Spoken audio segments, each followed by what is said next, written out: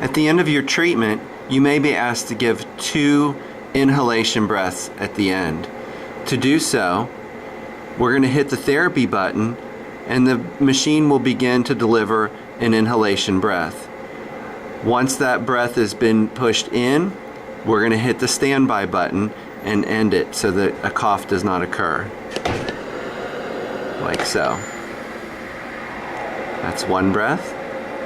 We'll hit the therapy button again. You can see it goes in, and then push it again to end.